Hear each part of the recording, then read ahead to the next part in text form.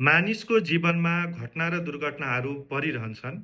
म आज यहाँहरूलाई 5 वटा यस्तो ज्योतिषीय कारण बताउँछु, जसले मानिसको जीवनमा घटना र दुर्घटनाहरू परिरहन्छन्, मानिसहरूलाई गम्भीर खालको र सामान्य खालको चोटपटकहरू लागिरहन्छ।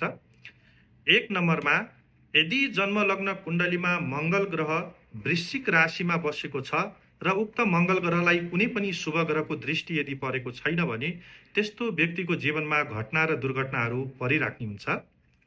2 नम्बरमा, यदि सप्तम भावमा केतु र शनि ग्रह एकसाथ बसेको छन् र केतु र शनि ग्रहलाई कुनै पनि शुभ ग्रहको दृष्टि यदि परेको छैन भने त्यस्तो व्यक्तिलाई पनि घटना र दुर्घटनाहरू परिराख्ने कुरा शास्त्रहरूमा उल्लेख गरिएको छ।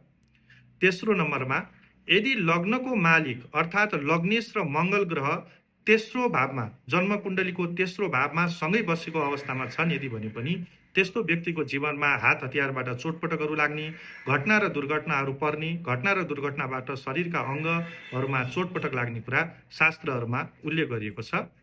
चौथो नम्बरमा, यदि शनि र मङ्गल ग्रह एक साथमा जन्मलग्न कुण्डलीमा 6औं भाव अथवा 12औं भावमा बसेको छन् र उक्त ग्रहहरूलाई कुनै पनि शुभ ग्रहको दृष्टि यदि परेको छैन भने त्यस्तो व्यक्तिलाई पनि चोटपटकहरू लाग्न सक्ने, हात हतियारबाट चोटपटक लाग्न सक्ने, आगजनीबाट, आगो लागिबाट चोटपटकहरू हुन सक्ने, घाइते हुन सक्ने कुरा शास्त्रहरूमा उल्लेख गरिएको पाइन्छ। र 5 नम्बरमा, यदि लग्नेश, लग्नको मालिक ग्रह पापी भएर बसेको छ अर्थात् पाप ग्रहसँग युति बनाएर बसेको छ, पाप ग्रहबाट पीडित भएर बसेको छ र उक्त जन्मलग्न कुण्डलीमा पञ्चम भावमा मङ्गल ग्रह अशुभ अवस्थामा छ यदि भने पनि त्यस्तो व्यक्तिको जीवनमा बारम्बार घटना दुर्घटनाहरू परिराख्ने कुरा शास्त्र एवं ग्रन्थहरूमा उल्लेख गरिएको पाइन्छ।